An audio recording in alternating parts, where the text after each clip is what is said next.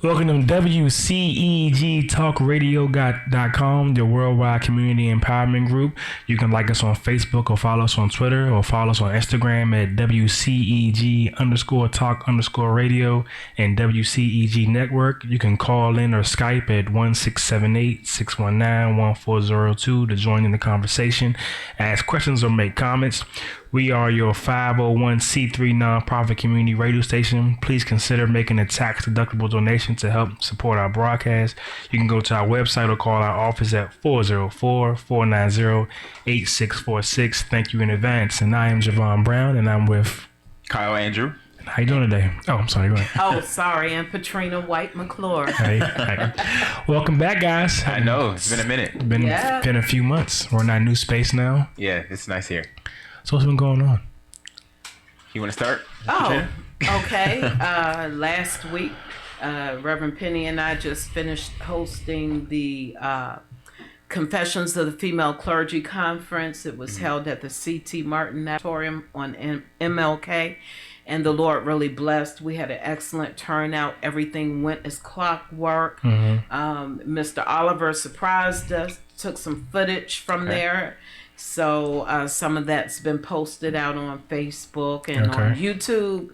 So we're really impressed with how God will help your vision to grow. You know, you just got to hang in and work it and tweak it and all of that stuff. Yeah. But that's basically been it, planning for that.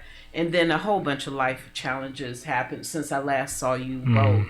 And, you look nice. Oh, look well, amazing. Thank you. So it's a good thing to be here to survive it all. And Looking like money. oh, praise the Lord. I received that. Somebody asked me this morning, how much you worth? $2 million? $8, baby. So it's on the way. So Didn't I see you guys with Obama or? Oh, Penny went. She was blessed to go the other day. Okay. Yeah. You wasn't in the picture with her? No, I thought I that saw you wasn't with me. her. I had to work my regular job. But I love it. I love my job. Yeah. So, Okay. yeah. And what have you been up to? I've been on the grind. I have been it's almost been a year since I graduated from Georgia State, and since then it went by really fast. Yes, it did. Yes, it does. It really has. And so since then, Wait for the next 10. Yeah.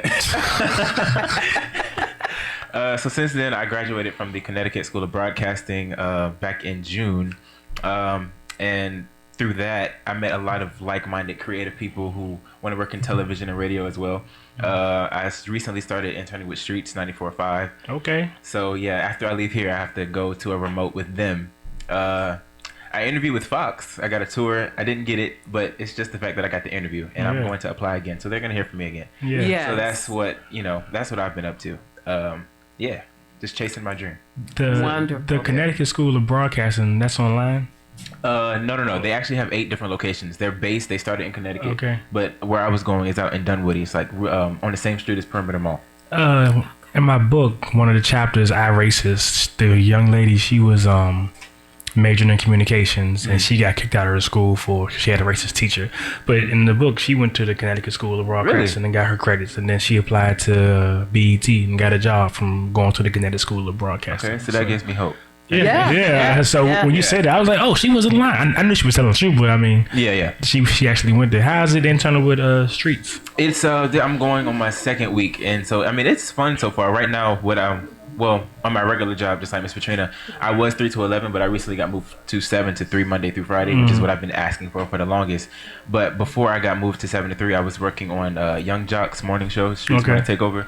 And I was like basically working as a producer for the show. I would come in and pitch them stories that they would want to talk about on air, and then they would choose the stories, and then once they chose the stories, I posted it to the Streets Instagram and then updated the website. So you got connections.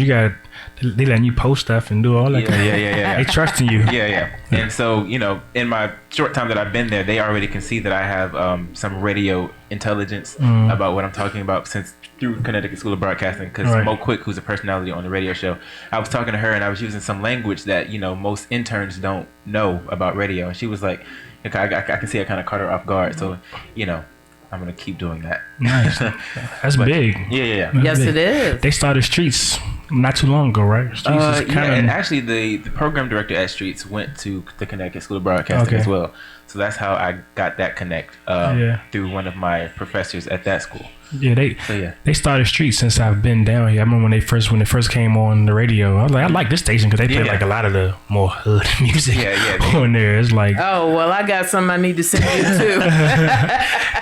They are the #1 hip hop station in Atlanta right now, and they are private, which is also really, really. What does that mean? They're private. So they are. Well, I don't know, but so they said he explained it to me, but so he's not like V103. You know what I mean? He started it himself, and so like everything, believe he pays for everything out of pocket. Oh wow. Yeah. So down here in Atlanta, the hip hop station is Streets, V103, and what's the other one? 107.9. Yeah. I think Atlanta might have the most hip hop stations in America. Yes, a lot. And this is the market for it. Yeah. A lot of the artists, they can't get radio play in a lot of the other cities unless you come through Atlanta. Right. And so this is like this is the hip hop capital right now. Yeah. It started in New York, but it's Atlanta right now. Yeah. So radio is, somebody told me that radio was dying, but radio isn't dying because every artist, one of their aspirations is to get their song and hear their song on the radio. Yeah. So radio is not going anywhere. It's just evolving, and if anything, it's what people have to. It's the standard. Radio and television is not going anywhere. Wow. So that's great. But you, Mr. Javon, I've seen you all over the country, out the country with Miss Angela Yee. Tell me about that. Well, I went to her podcast, Lip Service. Yeah. So I went to her podcast, and I went there. I got there early, and I had my books, and I stood in the meet and greet line. And I gave her my books. That's how that happened. And they took a picture holding the books. They seemed happy to get them. So waiting to see. I've been trying to get in contact with her for the longest. So I gave her the books. Stephanie Santiago, who's one of the hosts on the show, she actually followed me on Instagram. And I was kind of shocked. I thought it was an accident, but yesterday I checked. And she's still following me. She has like over 1 million followers. I was like, does she mean to follow me? That's awesome. Because I have responded to her story because she was actually reading like a Bible kind of book in her story, and she said that she always takes this book on the road with her. So I responded and I said, make sure you take my book on the road with you so you can read it. And she didn't respond. But then I got finished praying and meditating. I woke up. I got finished praying and meditating. I got on my phone. And it said, follow from Stephanie Santiago. I was like, that's an accident. She didn't mean to follow me. But that's like a month ago. She's still following me. What's going on here? So God is good. My slider DMs. Okay. So did Angela, did she recognize the book? Because you posted a picture. She said I had this book. So I was like, well, here you go again. Make sure you read it. So awesome. Not only her, but all her hosts had the book too. So awesome. That's see crazy. What happens. The fact that they held the book up in the picture was I didn't think they was gonna hold it, but they held it up and took a picture, and that's awesome and everything. So they liked the picture. Gigi McGuire, her other host, she responded to my DM and said she gonna read it. So, and other than that, I did a retreat this past summer at Columbus State University, and that's a PWI school. My book has been in mostly HBCUs, but I went and did a retreat there for like 2 days, my first retreat. So I was talking for a whole 48 hours basically. Wow. But I did so good in the retreat, and the students liked me so much they brought me on as a consultant there. So I'm a consultant at Columbus State University for the Collegiate 100. So for the African American Male Initiative, they have a program there that they want the African American males to graduate at a better rate, because some of them come there, they drop out, they don't end up passing on time and failing. So they have a program there to help them graduate. So a lot of speakers come in and talk. They take them on different trips and, mentor them. So they put me on a contract to have at least 6 speaking engagements there. So I did 3 this year, and I got 3 next semester with them. So I got to come in and make up different things for them to do, different activities, and talk to them about different things about life and school and responsibilities and prioritizing your work and all those kind of things. So I did one recently called Wings and Bow Ties. So we had wings there, and you had teach you how to tie a bow tie, how to be professional, how to talk in the interview, and they had other speakers there. Did another one called College Student for a Day, where they have different high school students come there from around the area, and they're all black males, and it's probably about 70 of them. And I came there and I did a keynote talking to them. They got a tour to college, and I just talked to them and kept it real, and so it's been pretty cool. So I never thought I'd be a consultant, but that's what my book has taken me so far. And awesome. I also got my book in Mississippi Valley State University, so they used it for their freshman read there. So I've never been to Mississippi a day in my life. I'm supposed to be going there. I'm not sure when or if I'm gonna go, but I'm supposed to be going there. And it's actually, I Googled where it was. Cause I talked to my mom, I'm like, you going to Mississippi? You got to be careful. And I was in the back of my head, but I'm like, I'm covered by the blood of Jesus. But it's actually 20 minutes from the Emmett Till sign. So I got kind of a little nervous because they shot that sign up about 3 times this year. Yeah. It's like, why are they shooting the sign up when he ain't even do nothing? Like, it's just ignorant. So right now it's covered. They got like a bulletproof glass around the sign. They got cameras there. Recently some racist hatred group came there and did like a propaganda video in front of the sign and stuff like that. So it's not far from the actual sign. So, and I looked up, it's in Edna Bidna, Mississippi. You ever heard of that? Never. Yeah, it's in the country. So I looked up the city, and it looked like one of those old Western movies. When they come out, it's like hay blowing. They about to have a shootout. Yeah. Wow. That's how it looks. But the campus looks nice. So, I might supposed to be going there. So I'm going there and do speaking engagements. I'm going. You signed it, and you said the key thing, you're covered by the blood of Jesus. Yeah. But interestingly, when you go to a lot of your civil rights museums, such as where someone was bombed or killed or whatever, they are continuously attacked by haters. They're marred all year. So your civil rights organizations have to have that money on deck to repair all of those monuments. Yeah, I mean, I was nervous when we went to Selma. Yeah, I kind of was. We went to Selma. I was like, I didn't expect all those police cars and all the cops out there. It was a lot. And them walking the bridge and searching the bridge for bombs and stuff like that. And the church we was in was kind of older. I'm like, I don't know about this, but I wasn't worried. But I mean, I was thinking about it, because it did look older. Like nothing's changed since the movie looked like it. Right, and that's part of the civil rights movement, because I was able to go on an excursion right before that, and that's part of their goals, which is to build up that community or even that state, all that pathway leading to Selma, because they haven't changed in all of the 50. I'm 50. It's 53 I'm or 4 50 now. something years. But anyway, I'm just saying, almost all of my life, they haven't had any upgrades to any of the structures down that way. And so your heart can't help but feel something as you ride through there, like, wow, these people really need help. They really need to see another side of life. And what can I bring to that community to do that? Yeah, because when we was on the bus riding through there and seeing cotton fields and swamps and stuff, I was like, that's the real country. And then, it made me realize how much I take for granted. Yes. And then I had spoken to Tuskegee University earlier this year, and it looks kind of the same way, but the campus doesn't look like that. But you ride, I could have sworn, so it was like, it looked like an old slave house. I could have sworn I saw them like down there. Probably was. But Tuskegee's a real nice campus, though. That's a great campus. So I talked there because they use my book also. So okay. But how does that feel to know that you are fulfilling a part of God's plan for you? You write this book to help other people, but it just blows up. I think Tuskegee is a school. I mean, all of the schools, but when I talk there, because that's Tuskegee. That's historical. Tuskegee Airmen, Booker T. Washington. He started that school. George Washington Carver. They all buried there too.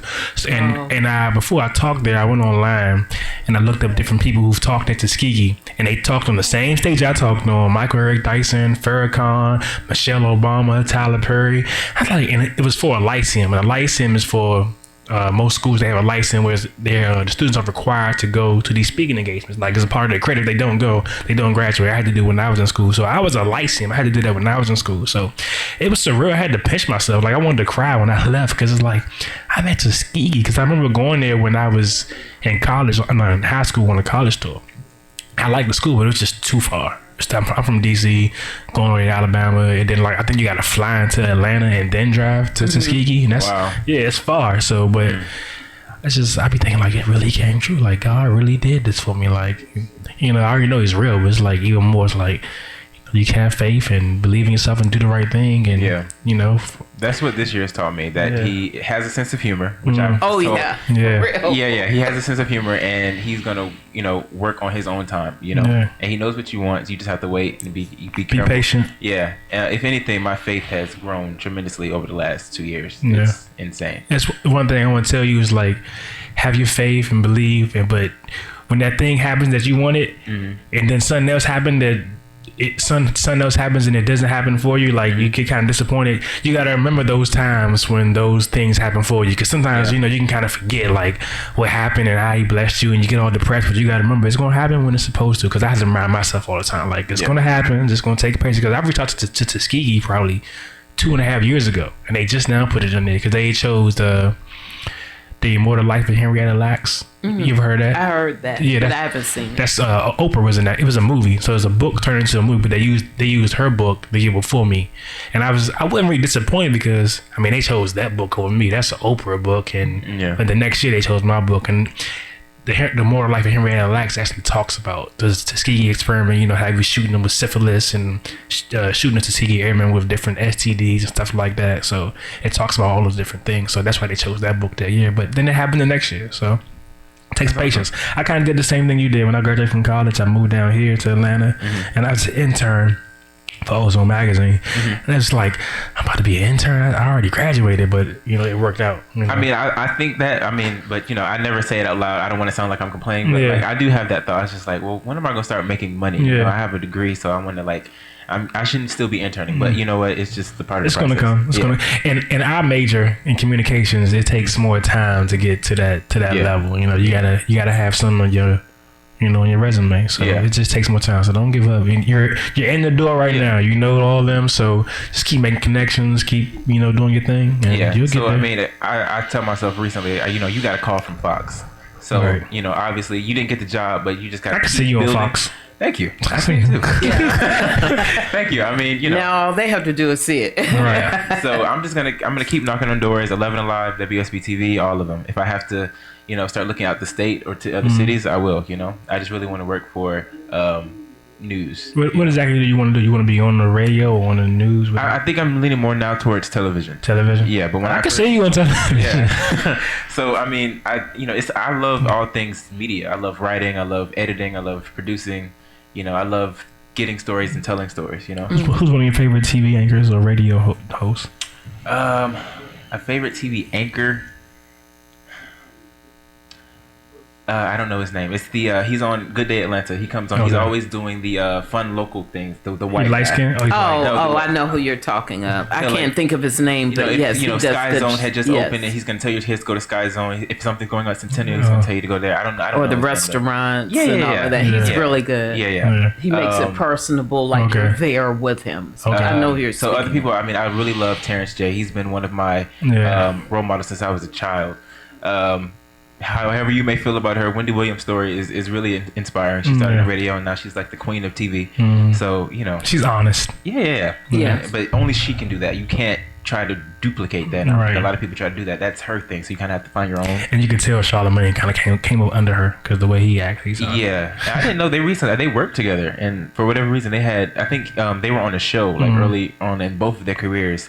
And for whatever reason, they fell out, and they just recently like rekindled their. He was working for her ex-husband that hired him, and he was a part of her, like, you know, they have Angela Yee and DJ Envy, but he was under her. He wasn't like the main part of the show. He was a co-host on the show, and he wasn't getting paid that much or at all. But it was an opportunity because he'd been fired like 1,000,000 times from other jobs, but he's working there, and they fell out all of a sudden because her husband was cheating, and he fired him because of something, and now they got back cool because, of course, everything's out now. Everything's out now. And then he has his mental health struggles as well, which I admire. That Charlamagne. He's willing to put it out. And I think that's where he's going to be more impactful in those communities to say, hey, I have struggles too, but I'm able to manage it through. I managed to work through it, but then, like he mentions, how his wife has been his strong support. You know, they have 3 daughters, so I thought that was rather interesting that he took the courage, because he talks about his relationship with his father, him trying to emulate what he saw done, and how it doesn't necessarily work for you, even if it does, it looks like it works for them, Right. but you don't find out until you start doing it. It really doesn't work. Right. So I have to find out what works for me. And he talked of the mistakes that he made along the way. Right. So I can give a shout out to him for a minute for that. So, because Charlamagne actually used to write for the magazine that I interned for when I first moved down here. So he had a column in there called what's the name of that column? It was like a Donkey Today, but it was more nicer. Chin Check. It was called Chin Check. So he had a column in there. Lil Duval had a column in there. They interviewed Angela Yee. So I knew about them for a long time. So when they got on the radio, I was like, this is going to be good because I knew how they acted. I knew how Angela Yee was. I knew how DJ Envy was. I knew how Charlamagne was. And now it's one of the biggest shows in the country. Yeah. Yeah, but it's room for everybody. Yeah, so it is. That's the thing. Everybody has their own audience, so it's not just those people at the top, but you have to find the venue for you, and then eventually you're going to take off like that. Right. So You have to find your niche and build your own brand and capitalize off it. Right. The professional Oh, I'm terms. sorry. But I like how you both spoke of, even though you're so young, how necessary it is weight to build your brand, to get your name out there or what you do out there. Because people do have to learn you, and then they have to build a sense of trust before they can give you that chance, because they want to watch you. Because just like how social media is so beneficial to so many young millionaires now, because people were watching, corporations were watching individuals who were doing really all the work for them by building up the followship. Right. And so now that you reach this plateau, well, let me come in. Now we can pull you on in. And so it could be a matter of that, but Reverend Penny reminded me just a few weeks ago. I'm like, how long did it take for us to do this conference? And she's like, you've been talking about this for 3 years. And I'm like, I didn't even notice 3 years had gone by. And so we have to just count on time to take its course, and at the right season, because had we done it before, it would have been too early, because this is the year of the woman. Think of all 2019 the women have accomplished this year, and so many major platforms are honoring women, like country music. Who would have thought that those women were feeling the same way? Hey, you're playing mostly male music, but throw ours out there too. Politics, all the black women that came into position. On top of that, so had we done it when I thought we should have done it, it wouldn't have taken off as it had, but it just worked out that this was God's timing for us. And we've had the best responses.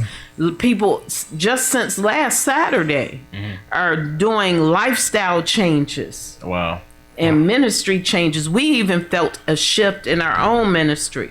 So it's only to be told what's about to take off. So speaking of social media, what do you all think about Instagram taking away the likes?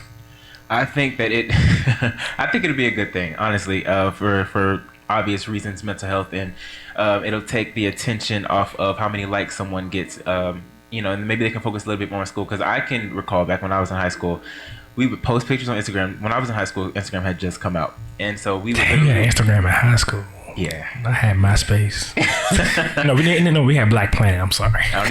We didn't have nothing but it. But yeah, so like someone would post a picture, and then you would go to your friend and be like, "Hey, can you go like this picture? Because I don't have enough likes." So it's like it's serious. It's that serious. Yes, it is, because of my kids. I know that's serious, but I wasn't in high school or college. When Instagram came out, I was working for the magazine. So, but I think it's a good thing, because social media is a distraction. So when you post a picture, you're waiting to see how many likes you're gonna get and all that kind of stuff, and it's really a distraction. This had an effect on people I've known 2 young girls, actually my family, who almost tried to commit suicide, and it wasn't based just strictly off Instagram, but I know that was a part of it, being validated and comparing themselves to other people they see on social media. So they may see a young girl who's their same age, who's flying out, doing this, very pretty, and comparing themselves to that, but they don't know what's going on behind the scenes with that young lady. Like, I know one of my cousins, she got like over 100,000 followers on Instagram. real pretty, be flying out everywhere, always doing stuff.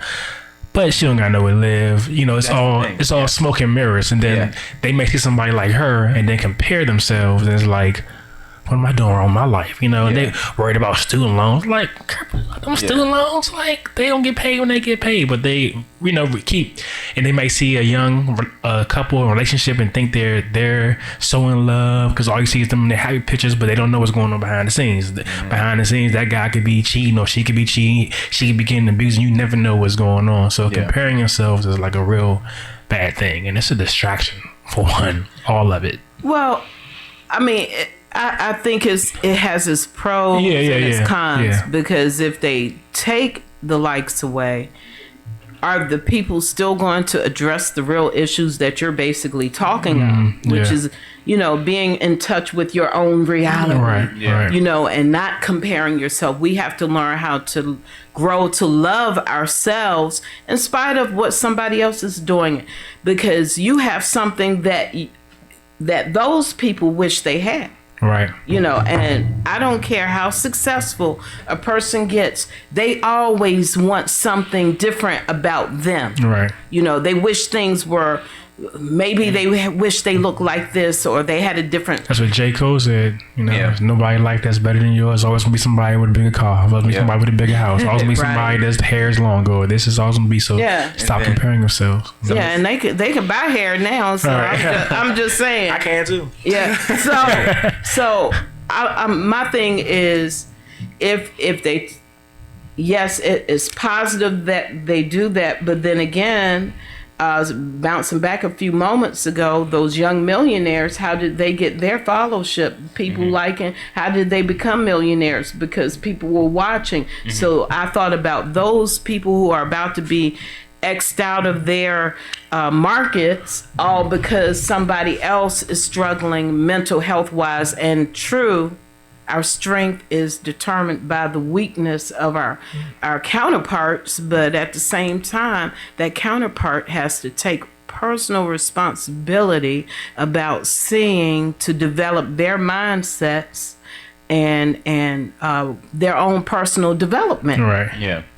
And so Miss Penny just handed me this quote to read. It says, "The reason we struggle with insecurity is because we compare our behind the scenes with everyone else's highlight reel." So basically what I just said. Yeah. So essentially, I mean, because I have little cousins and they're girls and they love Kylie Jenner, and so like Kylie Jenner lives this glamorous life, and you know she's a billionaire now. Yeah. You know that's I don't, whether you think she's self-made or not, that's up to you.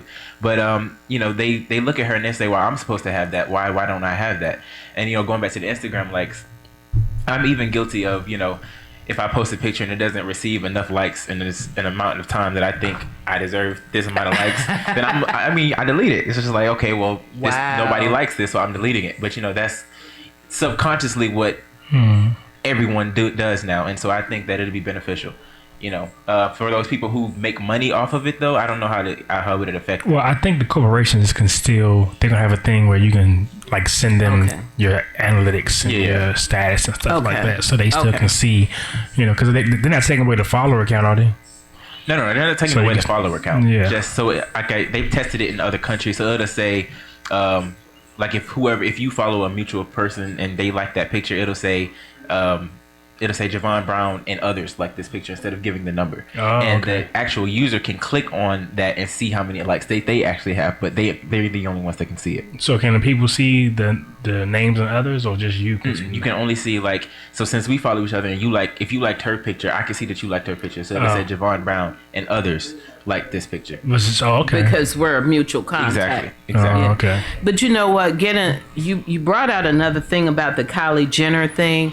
If parents invest in their kids the way that their mom did Kris Jenner, then yes, that's yours. But it's too many athletes, too many artists out here, too many models or actresses or whoever we like. Right. Where their parents invested in them and then taught them how to invest in themselves. Right. Then yes, it's going to be yours. But if you're waiting for it to happen, it ain't going to do it like that. Beyonce's dad left a corporate America job because he saw something in his daughter, and now she's Now at the top of the world. Yes. You know, half of the baseball players. There, one baseball player, I heard his story a few years back. His father actually sold all of his belongings and bought a big warehouse so that his son could practice year round. Oh wow! Pitching. So when it get cold, you can go in the warehouse. Right, Wow. but he's getting paid now. Right. You know. And another friend of mine, she invested years into her son. Now the Braves, about looking at him now. So it's like, wow, African American dude. Oh, but anyway, I'm just saying, Yeah. we seem to be extinct in that area. Yeah. But Right. but parental involvement.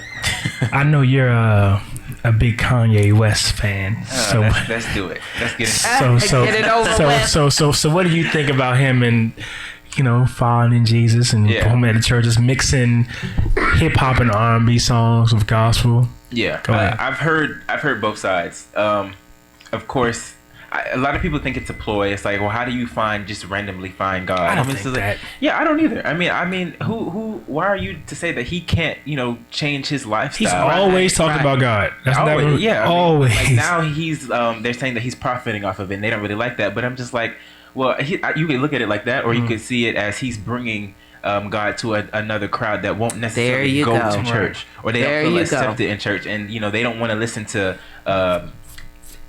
Mary, or give me somebody else, Fred Hammond, but they want to listen to Kanye, and then you can listen to a remix to Genuine. Yeah. I mean, you got. Now, I saw that one.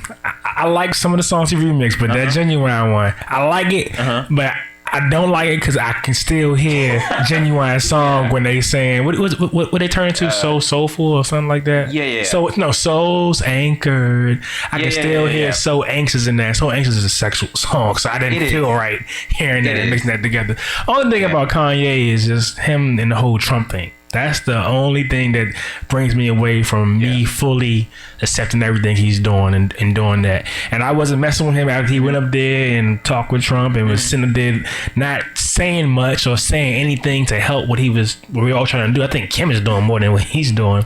And you gotta give her, you might not like her, but you gotta give her her props. You have to give it to her. She's doing a lot. Yeah. But I wasn't listening to anything he was doing. But then one night, when he came to Atlanta, I went on YouTube and I watched that whole service. And that choir, oh my God. That's why I was disappointed when I heard Jesus is King, because I was like, bruh, what? This is not Where is the choir? But I think that this is a Kanye album, and I think he's going to do a separate he should have did that first. That's what I say. That's what For the last year, he's been going to all the churches every Sunday, and doing it with this choir. That choir should have had way more songs on that album. Have you heard his? I just only heard that song, and it didn't really move me. I mean, the message was cool. Do you remember which one or how it went? It was just that one. The Genuine one. No, it wasn't the Genuine it was on the album. one. Yeah, it just talked about Jesus is King, I think. No, but have you heard any of his? No, I haven't heard the rest of it, so I'll go back and listen. The choir is amazing. I'm talking about the local choirs. I'm liking them. Yeah, when he does his Sunday services. Yeah. So go on YouTube and you can watch the one where he would say, "What church was he at?"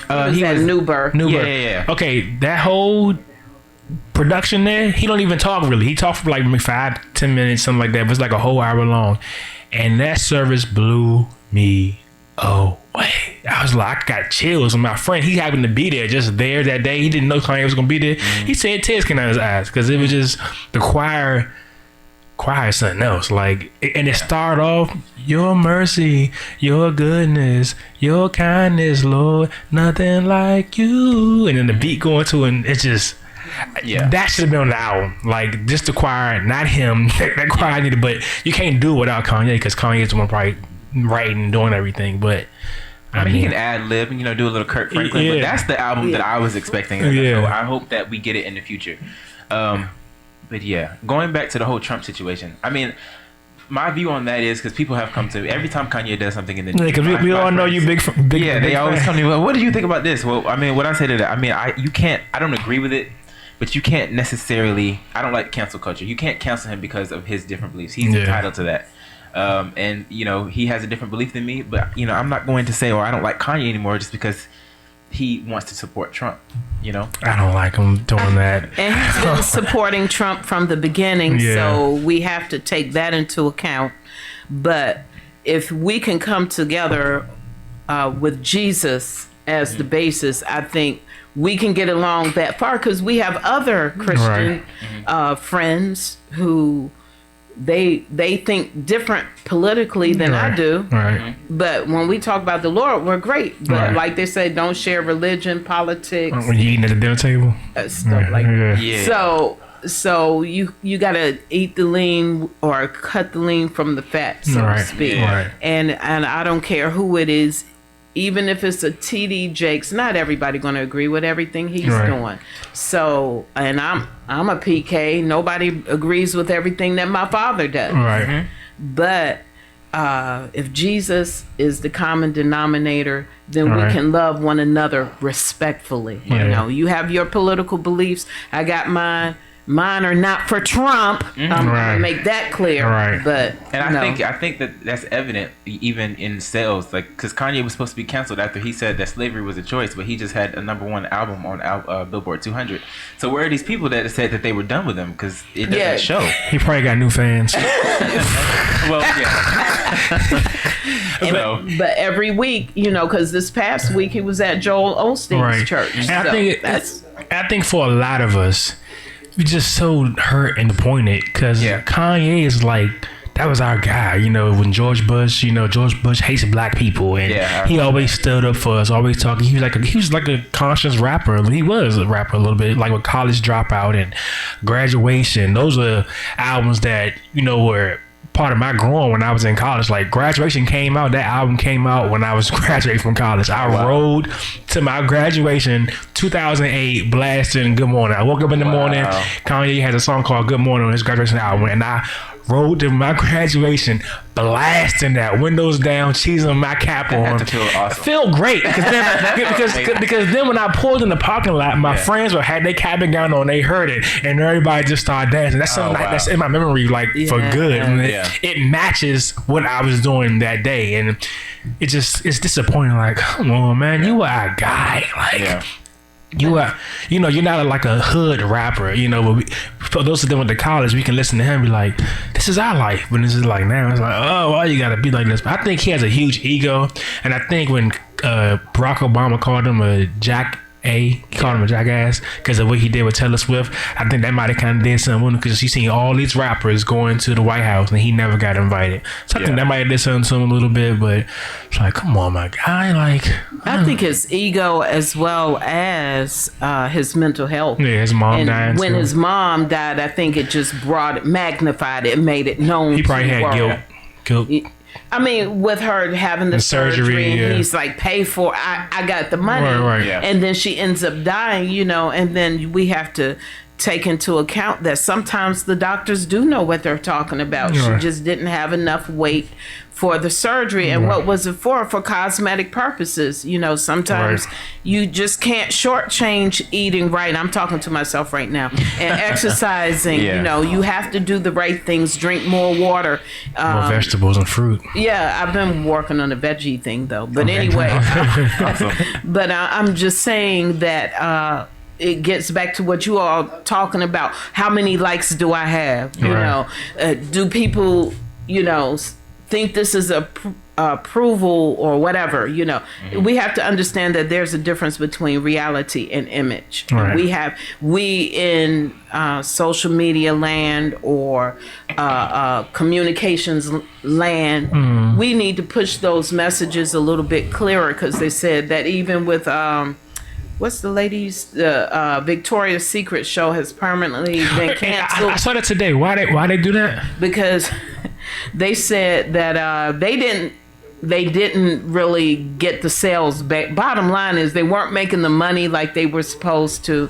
They closed so many stores this year. I think about 30 stores. Because everybody online, probably. Online, but the other people are still buying product, but they're going to other people that they can relate to. So me being plus figure, you know, I'm going to go to a plus figure size because I don't fit a size 0. I mean, I'm well over that. Social media made you cut the middleman out.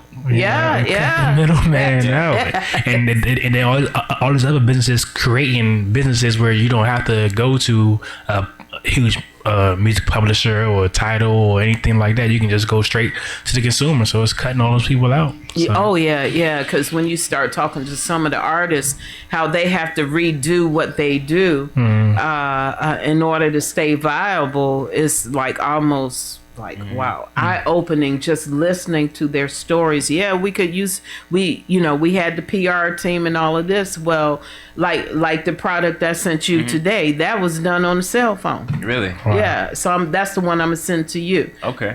Just give me a critique. But anyway, Okay. it's not mine, but somebody I love. Okay. But I'm just saying, there are recordings out there.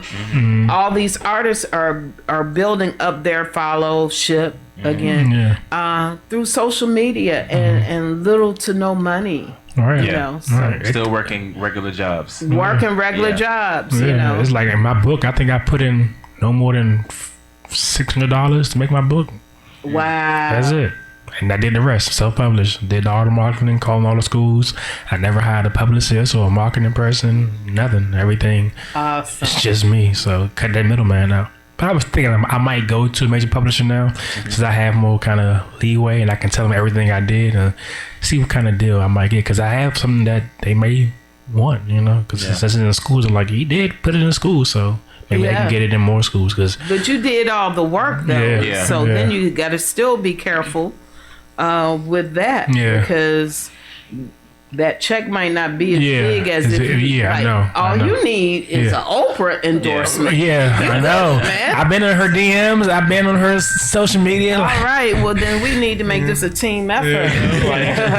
I saw her when I first put the book out. She spoke in my college alma mater. All right, well then we need to make this a team effort. I saw her when I first put the book out. She spoke in my college alma mater. All right, well then we need to make this a team effort. I saw her when I first put the book out. She spoke. It's real clear. Yeah, very clear. So, But I went to my college alma mater for their graduation, and she was a speaker there.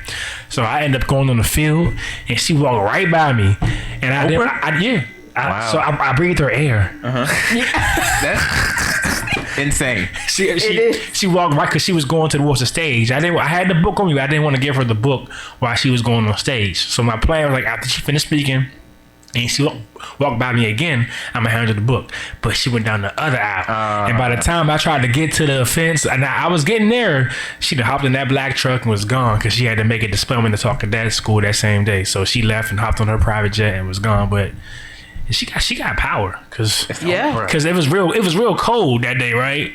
Real cold, cloudy. Soon as she came out, them clouds moved and that sun came out, and it was chilly to the point I'm like this. And then so she came out, the sun came out. It's all happy and everything. When she left, that shade and that rain came back. I'm like, what in the world? She gave a great speech. Wow. But you know what? That goes back to timing again. Some other things behind the scene that God has to work out. Then he'll be like, okay, now it's in her hands. And it doesn't even mean that she doesn't have it. Right. It's just a matter of her giving attention to getting to it. And then when I meet her, I can tell her that story like, you walked right by me. That's what happened to Tiffany Haddish. Tiffany Haddish said that she was an extra in Their Eyes Are Watching God, and Oprah walked right by her, and so they were sitting on. She was interviewing on Ellen, and Ellen surprised her with Oprah. It's the funniest clip. Oh, it's the wow. funniest clip. Oh my God, that's tight. Yeah. So I'm admiring her journey, even though I don't know a lot of it. Tiffany Haddish, but from afar, I'm just like, oh, she's a great example of perseverance. She has been homeless, everything, living out of her car, taking care of her mom. She there's David Letterman, I think it is. He has a show on Netflix where he sits down and talks with these different celebrities. Oh, I love that. She has an episode. Obama has an episode. Kanye and Jay-Z have an episode. Okay. He got that long beard on there. I like that about him. Because they brought him back to was it the Dave Colbert show, and he did a little spot on there a couple of months ago. But he was still just as funny. But I saw the one with President Obama. Netflix must make a lot of money. Like, They got a lot of competition now too. I know, but Yeah. their movies, their shows, it's like big budget. Like, I watched the Rhythm and Flow, the hip hop competition show, and How was it? it was amazing. Really? Like, I'm sitting there like, how they hire all these people? Because like Janae Aiko was on there, John Legend. Wow. They got T.I., Cardi B, and they gotta pay them to be on there. Oh, yeah. And then like when they perform, they're doing these big productions. Like the guy that won, his performance is like Grammy worthy. Like, Wow. it's like they get fire, pyro, and all these different people, and it's not just your average like American Idol show. They're actually they rap, they battle, they freestyle. Then they do they gotta make a music video. They gotta take an old song and sample it, make it to a new song. So it's all the elements of hip hop. Then they gotta perform, and it's like this really is different. So, and the guy that won, he's like really a conscious rapper. He can rap. He can play the piano, the guitar. He can speak Spanish, so he can rap in Spanish. He's a high school teacher, so he's like a real good person kind of thing. He deserved to win. I was blown away. What do you guys think about the Kaepernick thing that just happened? I haven't followed it all the way. I think I saw something yesterday or day before. They said that about 2 teams are looking at him, but the Seahawks said no, go. And I'm like, wait a minute, I like the Seahawks. I might not like them anymore. So I mean, let me see if I can get the story right. So it was planned for him to practice at Mercedes-Benz Stadium. Yeah. He canceled it because there was no media outlets, and he wanted more media outlets. So they didn't.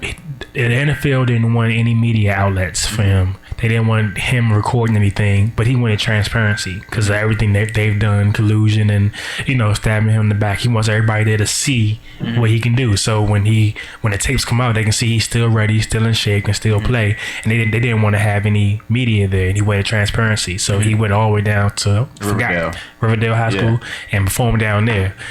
But they had all 32 teams come out and be there. But once he did that, I think only 8 teams came to Riverdale to go see him. So and then he had on a Kunta Kinte t-shirt. And then when he did the press afterwards, he was saying, he's like, tell him stop being scared and stop running.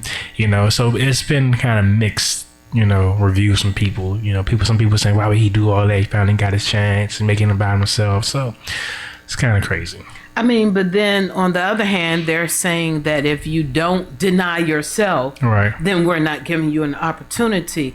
When all he was doing was exercising at the beginning his freedom of speech. If he chose to take a knee, wow, but it's okay for you to go shoot up pictures of Michelle Obama, the first lady, and make threats against the president of the United States because of the color of his skin. But football, the new god of America, I must be a little bit emotional, but football is dictating how we're supposed to live. Come on now. It's not making gelling. For me. It's not gelling. A veteran is the one that told him to kneel in the first place. A white veteran from the Army or Marine, something. But he's the one that told him to kneel because at first he was just sitting down when the national anthem would come on, and he talked to the veteran. The veteran told him to take a knee instead, and the knees what got everybody up in arms. But the veteran told him to do that. A white guy told him to do that.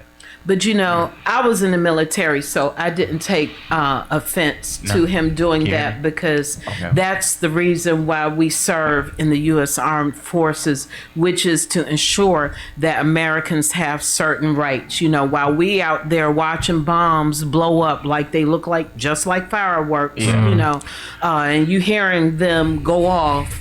That's why we put our lives on the line so that people can speak up about the injustices in America. And I don't care what they say. Everything is getting better. I'll say it's getting better, but we do have a lot more to do as far as making people aware that we can respect people the way they are. God, we can't control the color of our skin. God elected for us to be the color of our skin. So why do you hate me because you're jealous? Or why are you trying to blow up mosques? Or mosques, churches, synagogues, and it's really, really crazy. These white atheists or supremacists, shall I say, they don't like the Jews, but Jesus was Jewish. So how can you say you're Christian Right. if you hate Jews or you want to kill the Jew? Right. Yeah. How do you say you have access to heaven? Because we didn't even know about a heaven until Jesus came. Right. Yeah. So, well, we knew about the promised land, but through the Jew. Right. Yeah. So how do we know of this and say we can go and we can't, and we have to, or you're trying to disassociate their history from what our reality is today? I'm saying that to say that if Jesus is the way, the truth, and the life, how do you expect to go when you also would have to deny that he was a Jew? Right. Yeah.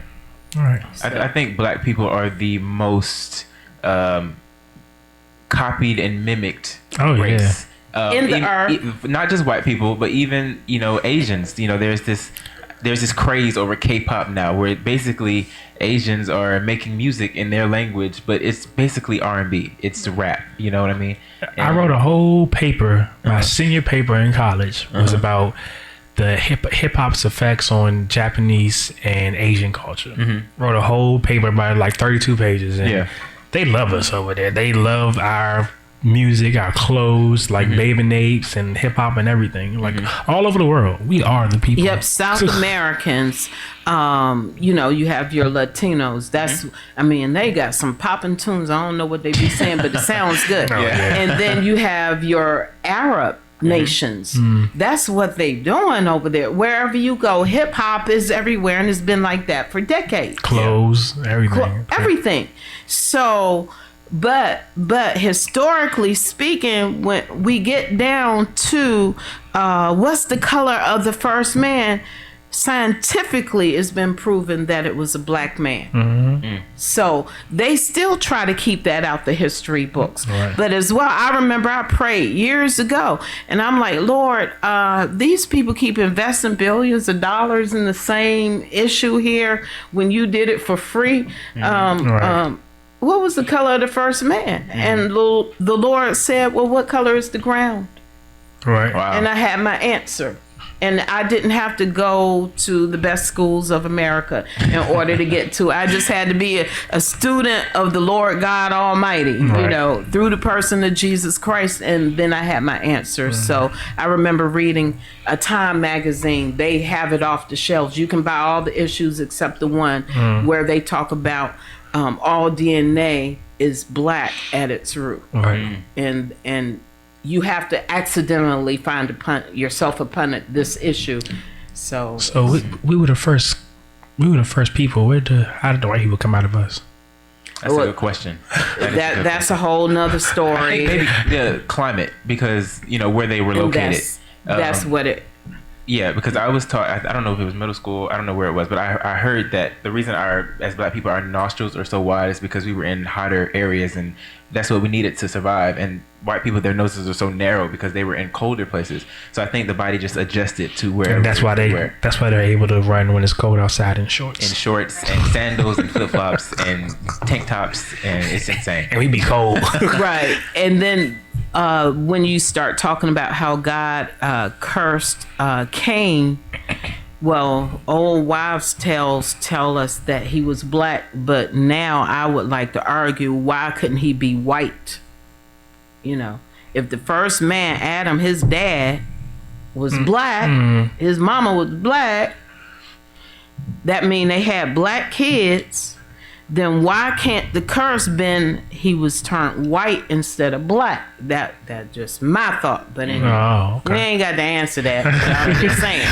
So.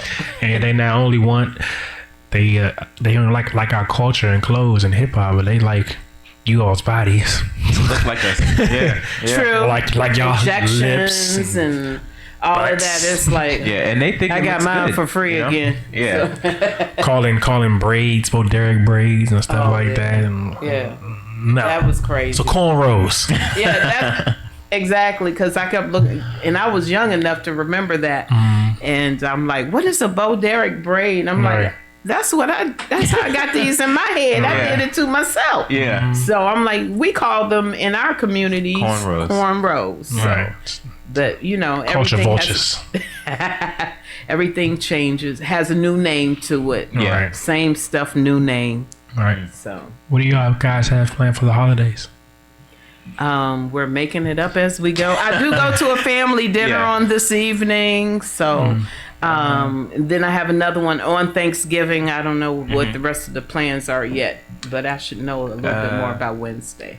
I don't know. For Thanksgiving, I was planning to go to Jersey. I decided not to do that. I'm just gonna stay here. I'm gonna work. You have family in Jersey? My girlfriend has family in Jersey. Okay. And so I was gonna go up there with them. And so I think I'm just gonna stay here. I'm gonna work my 7 to 3, and then I'm gonna jump houses, get plates, and then go back home. Oh, okay. Yeah. She's not mad, is she? No. She's gonna stay. She's gonna be here with me. Oh, Yeah. all right. So yeah. Cool. I'm I'm going home on actual Thanksgiving Day. My plane leave like at 7 in the morning. I was gonna leave on Wednesday, but plane tickets on Thanksgiving holiday are always way more expensive than Christmas for some reason, like way more expensive. So Thanksgiving Day is way cheaper. So I'm going that day, and I go to my dad's side first because they start on time, and I eat over there. And I got a huge family on both sides, probably about 50 people on both sides of the families. That's gonna be in one house. So go to my dad's side first. They got all the not country food, but they eat a lot of the chitlins and pork feet and all that over there. I don't eat that stuff, but they do. Yeah. So they got all that kind of food over there. And then I leave there. I go on my mom's side of the family. They have more of the salmon and crab pies and lambs that's and turkeys. native foods for us. Right. Yeah. Wait, what's Because I native? grew up in Maryland. Yeah. Salmon, And Okay. crab, crab. Yeah, that's crab. native. Yeah, we have like Yeah. a seafood kind. We still have turkey and ham and everything else, but people gonna grab that salmon and the crab pies and shrimp and all that. Because my dad is from South Carolina, so they're big on seafood as well. Yeah. And I'm a pescatarian. I think y'all knew that. Yeah. So yeah, I'm not with the turkey and the ham. Yeah. So yeah. But my cousin make these crab pies. Oh my god, That sounds so good. So good. So I go to their house second because they start late all the time, and we be going over there to like 12 a.m. It's been like that since I was a child. We go my dad's side first, my mom's side, and I get plates from both and come back home. So my grandma makes banana pudding. She made the kind of banana pudding you put in the oven first. And then, that's the kind you put the banana pudding in the oven first, and then you eat it. And this, oh my god! I get a car, make sure she's making it, because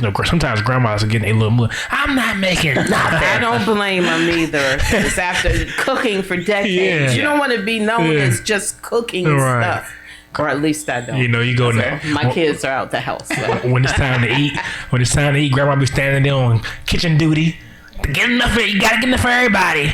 You still gotta eat. Don't be getting all the food, Javon. She be on kitchen duty all the time. So. Oh man. Can't wait. That's what I got for her. And then for Christmas, I go home.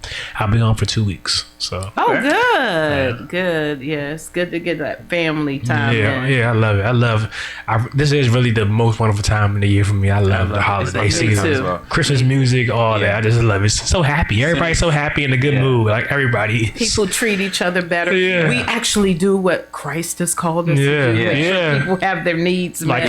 All of that Like stuff. from Thanksgiving to New Year's, it's like And then for me, everybody's so happy. it's like November 1st, and I start preparing for Thanksgiving, and then Christmas, and then go by like that. New Year's, and then I ended with my birthday on the 6th. So it's always been great for me. So you just have I just like last year, like for me, it was Thanksgiving, Christmas, graduation, New Year's, then birthday. So I was having a great time. Yeah. All right. Yeah. All right. So any closing remarks? Keep God first and keep chasing your dreams and don't stop. And for you, keep chasing your dreams. Absolutely. Find maybe a mentor in there, you can go after. You're young jock, real cool, and stay focused. And right now, you got it. You in the door, so just gotta knock it down. You know, stay focused. Yeah. Amen. And then those same words apply generationally. So it doesn't matter where you are or how old you are. That is still applicable. If you got dreams, if you still have breath in your body, you have dreams, but it's up on you to make sure that they happen, not anybody else's. Right. It's your job to make sure your dreams happen. Right. And then I just want to say that I interviewed with my friend. She just started her own online magazine called BLK Mills. It's puts a spotlight on young people, young creatives in the black and brown community. So I have like a whole article on there where she interviewed me, and I just basically told my story. And where I am now. So if you can go check that out. Okay. All right. Where can you find it at? What's the website? Yes, blkmills.com. blkmills.com. All Yes, right. and then you just find my name and then just read the questions that she asked me and then my responses. That's basically it. Yeah. Okay. I have to write it down so I don't forget. Okay, and I am Javon Brown. This is Kyle Andrew. And Patrina White McClure. And this is the WCEG Network on WCEGTalkRadio.com, the Worldwide Community Empowerment Group. You can like us on Facebook or follow us on Twitter or Instagram at WCEG_talk_radio or WCEG Network. You can call in or Skype at 1-678-619-1402 to join in the conversation, ask questions or make comments. Remember that we are your 501c3 nonprofit community radio station. Please consider making a tax-deductible donation to help support our broadcast.